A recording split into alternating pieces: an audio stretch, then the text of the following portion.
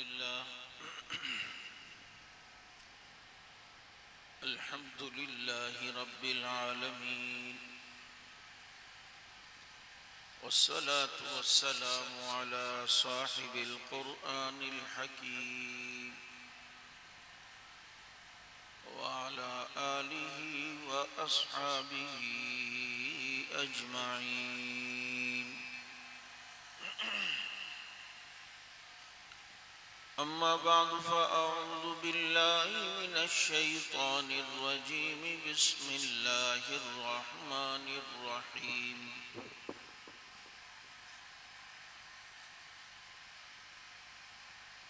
إنا نحن نزلنا الذكر وإنا له لحافظون. قال النبي صلى الله عليه وسلم: القرآن حجة لك أو عليك. صدق الله وصدق رسوله النبي الكريم، ونحن على ذلك لمن الشاهدين والشاكرين، والحمد لله رب العالمين. يا رب صل وسلم دائما أبدا على حبيبك خير الخلق كلهم. هو الحبيب الذي ترجى شفاعته لكل هول من الأحوال مقتحم.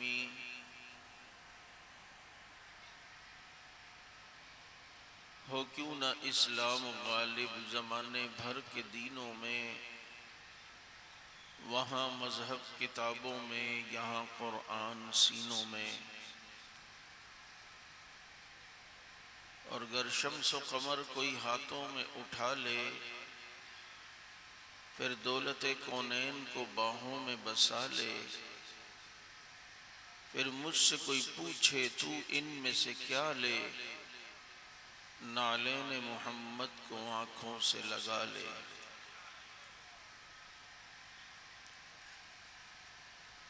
اور انسان انجان تھا خدایا یہ عشق کیا ہے،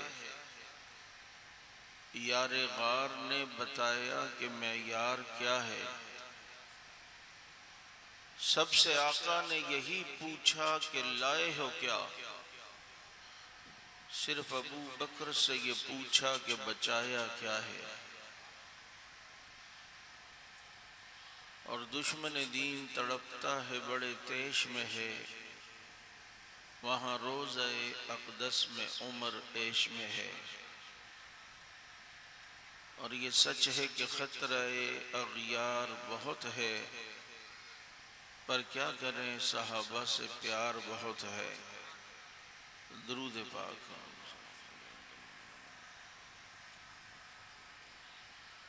واجب الاحترام آج کا یہ پروگرام جو طلباء کی حوصلہ افزائی کے لیے انعقاد پذیر ہے، اور آپ کے اس پروگرام میں انشاءاللہ ہمارے شیخ، میرے شیخ ولی کامل استاد الحدیث یادگار اسلاف حضرت مولانا مفتی محمد حسن صاحب دامت برکاتہم العالیہ تشریف لائیں گے. میں آج بالکل ہمت نہیں کر پا رہا تھا یہاں آنے کی. کل سے میری طبیعت تھوڑی خراب تھی، بس یہ ایک ذریعہ بن گیا کہ شیخ کی محبت اور عقیدت کھینچ لائی کہ ایسے موقع کبھی کبھی آتے ہیں.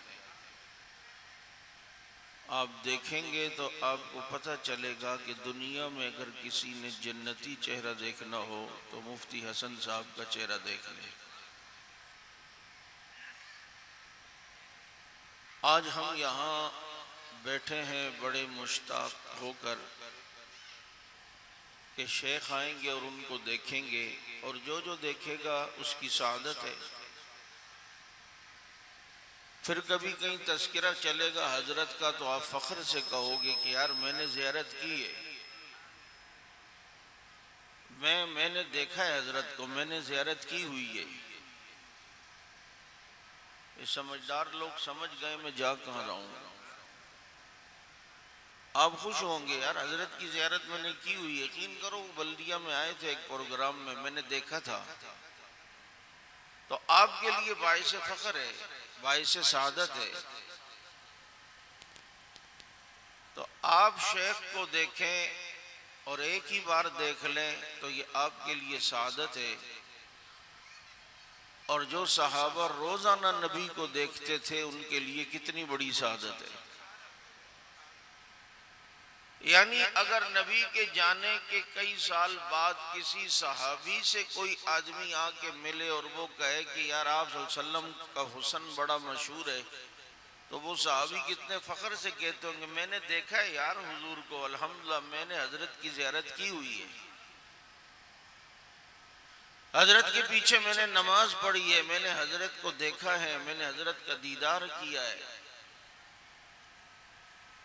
تو آج ہم کسی بزرگ کو دیکھیں تو خوش نصیب ہیں، تو وہ کتنے خوش نصیب تھے جو امام الانبیاء کو دیکھتے تھے، جو رسول اللہ صلی اللہ علیہ وسلم کو دیکھتے تھے۔ ابھی آپ نے یہ دیکھا بھائی نعت پڑھ رہے تھے تو سب کے اوپر ایک عجیب سی کیفیت تھی حضور کا ذکر سن کے۔ جس کے تذکرے میں اتنی حلاوت ہے تو اس کے دیدار میں کتنی حلاوت ہوگی، جس کے تذکرے میں اتنی مٹھاس ہے تو اس کے پھر دیدار میں کتنی مٹھاس ہوگی۔ اور پھر میں ایک جملہ کہا کرتا ہوں، دیکھا تو سب نے ہے، سارے صحابہ نے دیکھا ہے، سب نے وہ مٹھاس لی ہے، سب نے وہ حلاوت لی ہے، اور سب نے نبی کو سامنے بیٹھے ہوئے دیکھا ہے، لیکن ان میں اس کا دیکھنا کیسا ہے کہ جس نے صرف سامنے بیٹھے ہوئے نہیں اپنی جھولی میں لیٹے ہوئے دیکھا ہے، جس نے جلوت میں نہیں بلکہ خلوت میں بھی دیکھا ہے۔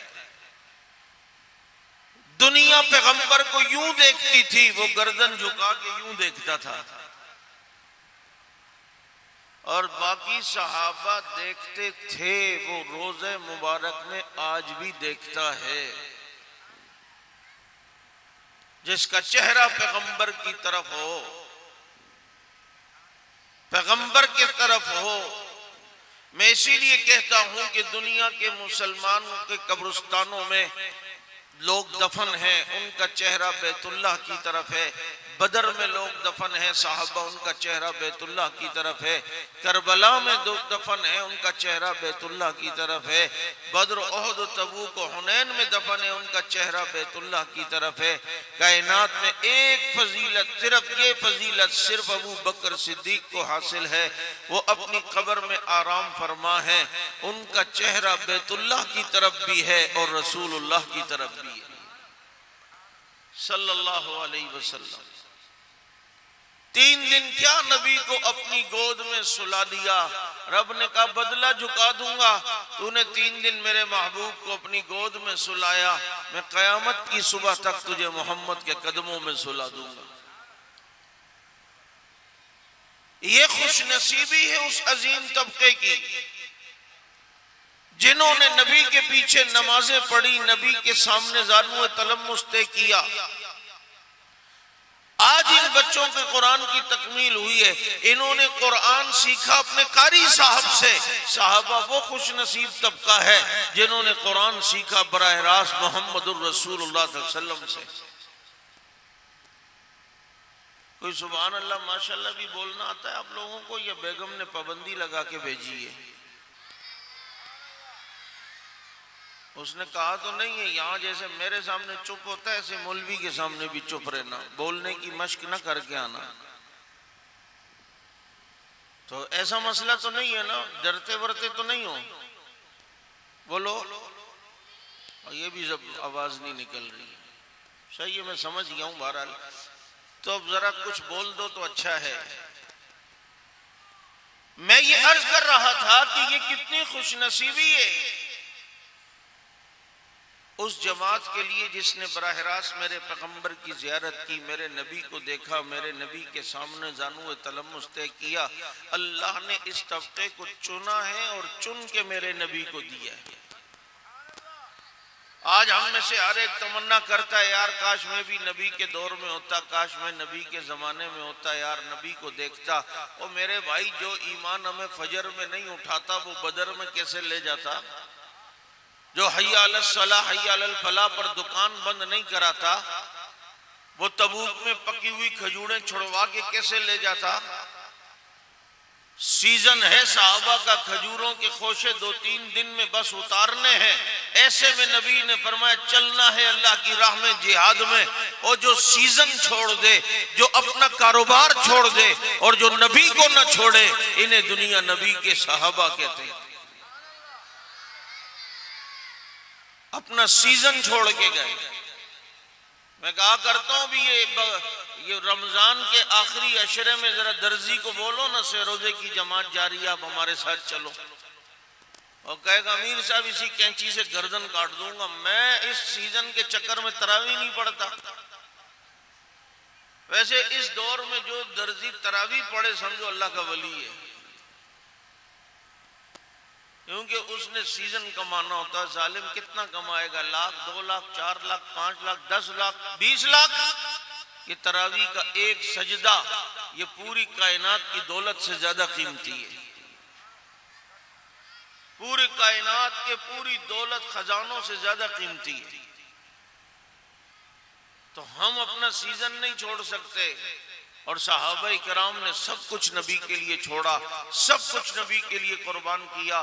کتنی محبت تھی رسول اللہ صلی اللہ علیہ وسلم سے، کتنا عشق تھا آقا سے، کتنی محبت تھی رسول اللہ صلی اللہ علیہ وسلم سے کہ پیغمبر کے اشارے پر اپنا سب کچھ قربان کیا۔ میرے نبی کے اشارے پہ سب کچھ انہوں نے لٹا دیا۔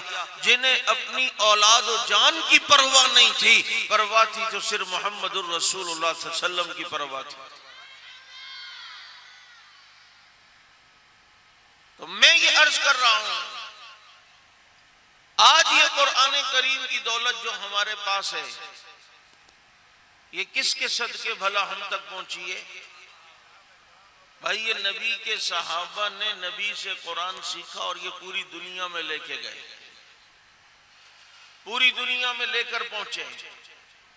یہی وجہ ہے کہ آج جو ان شخصیات صحابہ کرام کو مانتا ہے اللہ نے انہیں قرآن بھی دیا ہے۔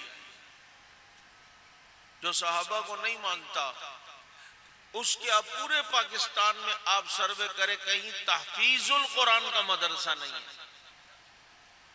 آپ کے یہاں تو تحفیظ کے مدرسے ہوتے ہیں نا، تحفیظ کا مطلب جہاں حفظ کرایا جاتا ہے، وہاں تحفیظ کا مدرسہ ہی نہیں ہے، کیونکہ قرآن تو اسے ملے گا جو جمع کرنے والے صدیق کو مانتا ہوں۔ یہ قرآن کریم کتابی شکل میں جمع کرنے والے کون تھے؟ یہ رسول اللہ کے دور میں، آپ صلی اللہ علیہ وسلم کے دور میں یہ سینہ بسینہ تھا۔ یہ صدیق اکبر رضی اللہ عنہ کے دور خلافت میں سے کتابی شکل میں جمع کیا ہے۔ حضرت عمر کے دور میں اس کے 12 نسخے چھپا کر دنیا میں بھیجے گئے ہیں۔ حضرت عثمان نے اسے ایک قریشی قرات پر جمع کیا ہے۔ حضرت معاویہ نے اس قرآن کریم کو لکھا ہے۔ حضرت زید بن ثابت نے لکھا ہے۔ حضرت علی المرتضی رضی اللہ تعالی عنہ نے اس قرآن کو حفظ کیا ہے۔ حضرت حسنین اسی قرآن کی تلاوت کرتے تھے، پوری رات 2 رکعتوں میں فاطمہ اسی قرآن کو پڑھا کرتی تھی۔ یہ قرآن تو ان کی نسبت سے ہمیں ملا ہے، اس لیے جو دل ہو عشق اصحاب سے خالی، جو دل عشق اصحاب سے خالی وہی حفظ قرآن سے خالی۔ اس کے سینے میں قرآن آ ہی نہیں سکتا جس کے سینے میں نبی کے صحابہ کی محبت نہ ہو، کیونکہ 1200 سے زیادہ آیات قرآن کریم کی صحابہ کی شان میں، اور صدیق کا تو قرآن سے بڑا تعلق ہے۔ جب میرے نبی ہجرت فرما رہے ہیں غار میں، آپ کو پتہ ہے نبی رہے تو غار میں پہلے کون گئے تھے؟ بھائی نبی سے پہلے غار میں کون گیا؟ جس نے صفائی کی، سوراخوں کو اپنے کپڑے پھاڑ پھاڑ کے بند کیا. پھر جب صفائی ہوئی غار کی تو پھر نبی آئے. جب نبی آئے تو قرآن بھی آ گیا. ثانی اثنین اذ ہما فی الغار اذ یقول لصاحبہ لا تحزن ان اللہ معنا. یہ اللہ نے بتایا مجھے اور تجھے کہ تیرا اور میرا دل یہ بھی غار کی طرح ہے. اس دل کے غار میں پہلے یار غار آئے گا، پہلے صدیق آئے گا، تب نبی کی محبت آئے گی. اور جب نبی سینے میں آئیں گے تو پھر جناب اللہ کا قرآن بھی آئے گا. لیکن جس سینے میں اور جس دل میں ابو بکر نہیں آتا اس میں خدا کا حبیب نہیں آتا، اور جہاں خدا کا حبیب نہیں آتا وہاں قرآن مجید بھی نہیں آتا.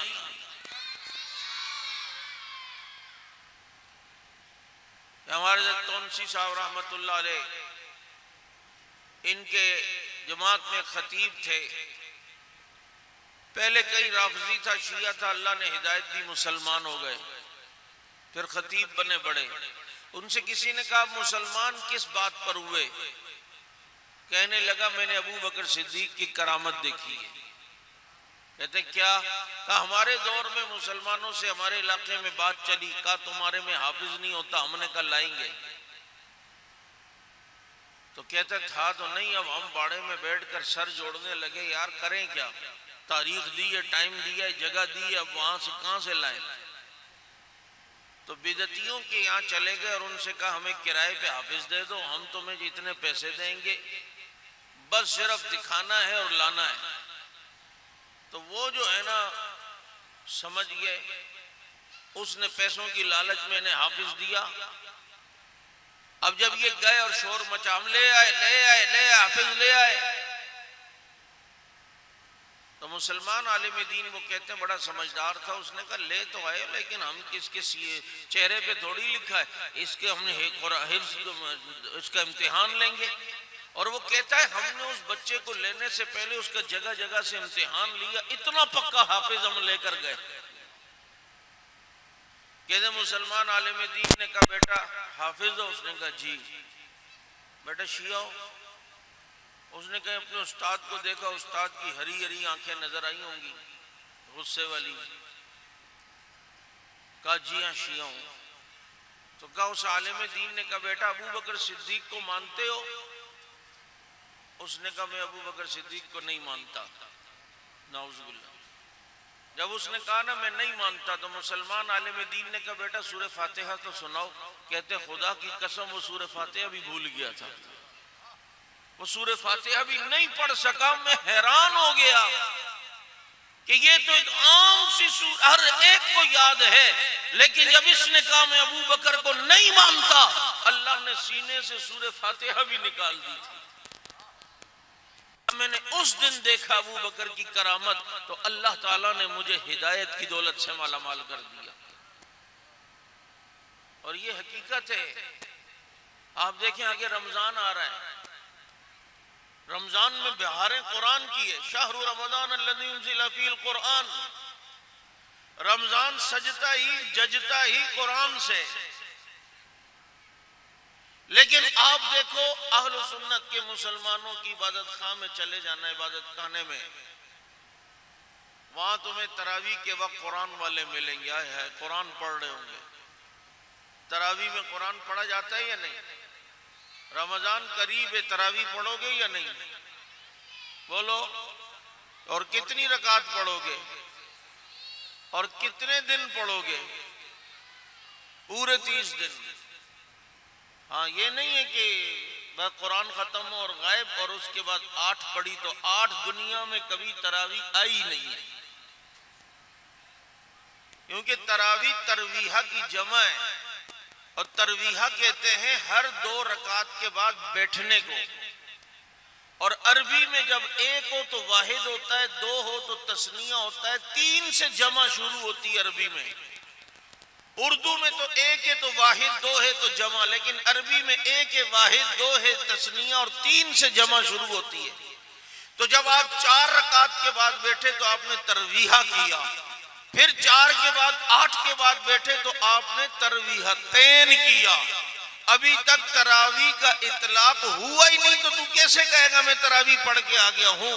جب آپ نے 12 پڑھی تو اب کہیں تراویح کا اطلاق شروع ہوگا۔ 8 پہ تو ترویحتین ہوتا ہے، تراویح کی تعریف اس پہ صادق ہی نہیں آتی۔ سمجھ آئی یا نہیں آئی؟ اس لیے یاد رکھنا،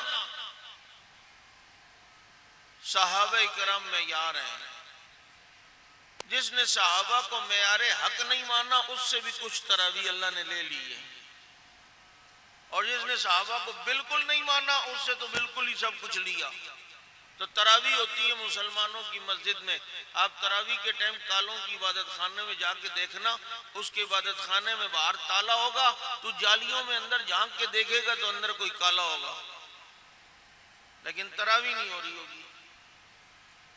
یہ تو اللہ تعالیٰ نے قرآن کریم دیا ان لوگوں کے ہوئے کہ جن کے دلوں میں ان کی محبت ہے، جنہوں نے قرآن امت تک پہنچایا، جنہوں نے قرآن حفاظت سے پوری دنیا تک پہنچایا، جنہوں نے قرآن براہ راست نبی سے حاصل کیا۔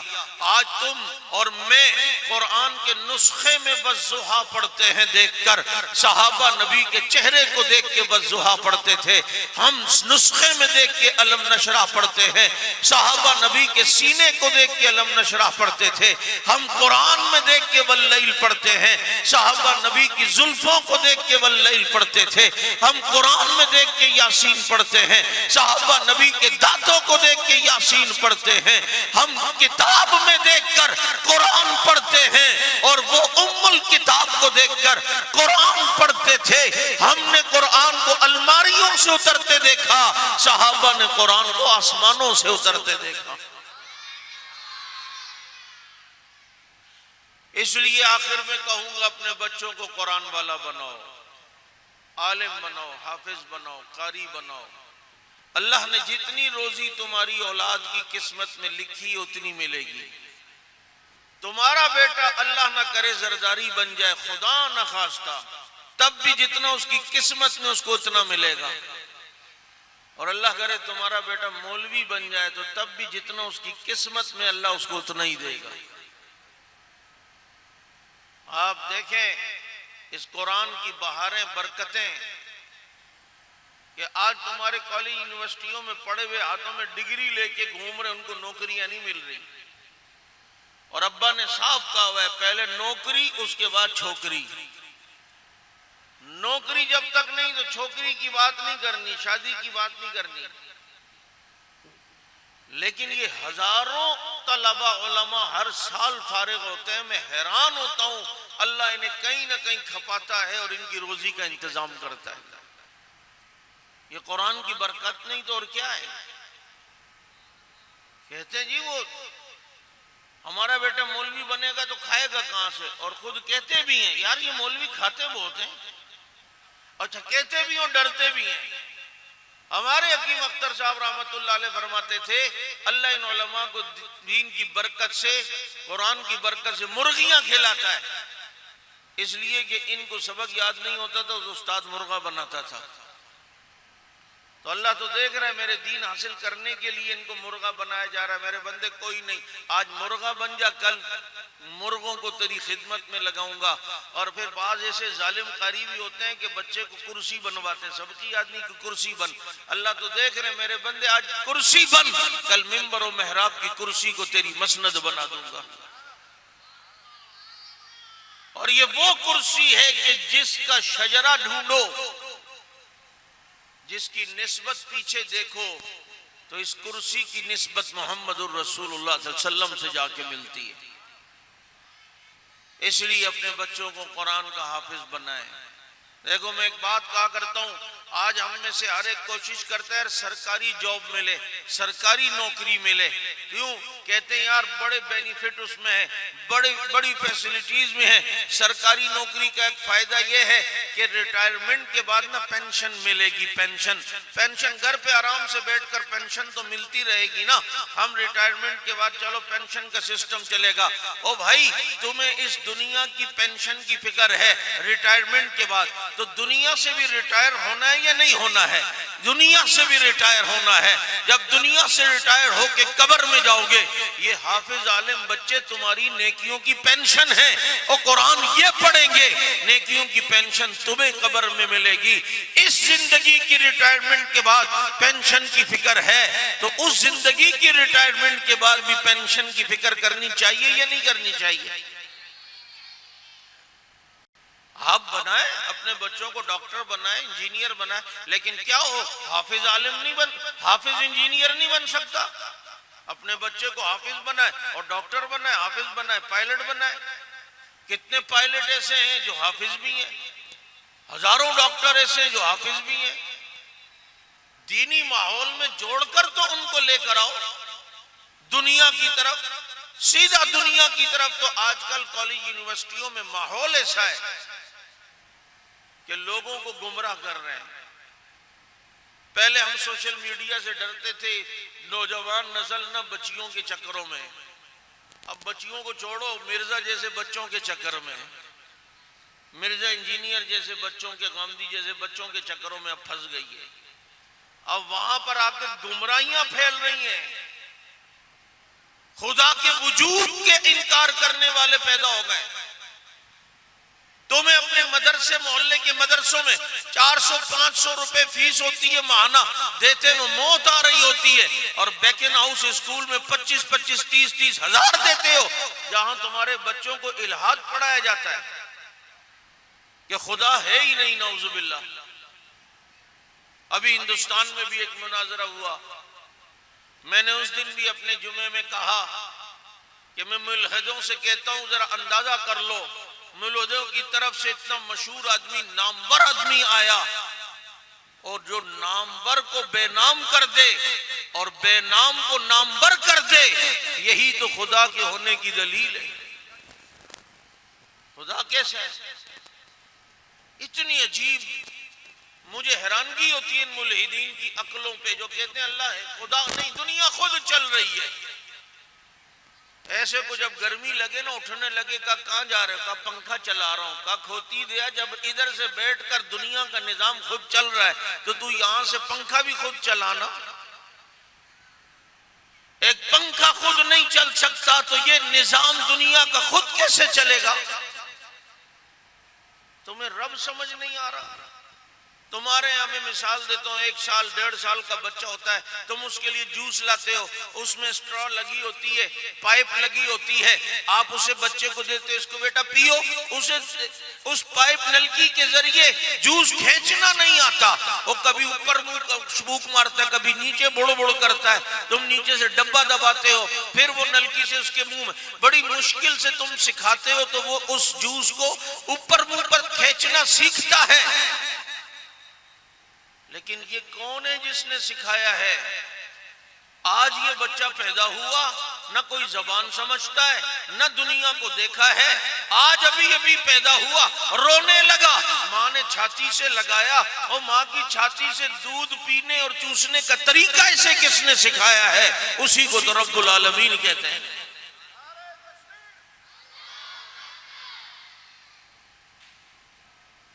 یہ انڈے سے مرغی کا بچہ نکلا چوزا،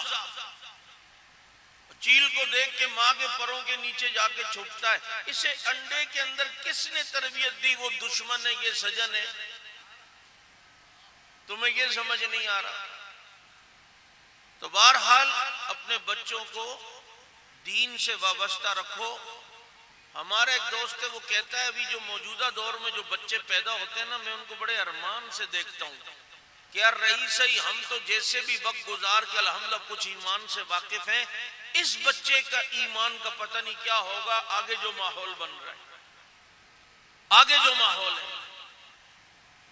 تو اس لیے میں آپ سے کہوں گا کہ اپنی اولاد کو دیندار بناؤ، بچیوں کو بھی پڑھاؤ، قرآن پڑھاؤ، عالمہ بناؤ، بچوں کو بھی پڑھاؤ۔ اللہ تعالی ہمیں دنیا آخرت میں کامیابیاں نصیب فرمائے اور اس کا بہترین اجر عطا فرمائے۔ میں آخر میں اس اساتذہ کو اور مدرسے کی تمام ٹیم کو اور ان بچوں کے والدین کو، ان بچوں کو مبارکباد دیتا ہوں، خراج تحسین پیش کرتا ہوں۔ اللہ تعالیٰ ان بچوں کو عالم و عمل بنائے اور اپنے دین کے لیے انہیں اور ہم سب کو قبول فرمائے۔ وآخر دعوانا ان الحمد للہ رب العالمین۔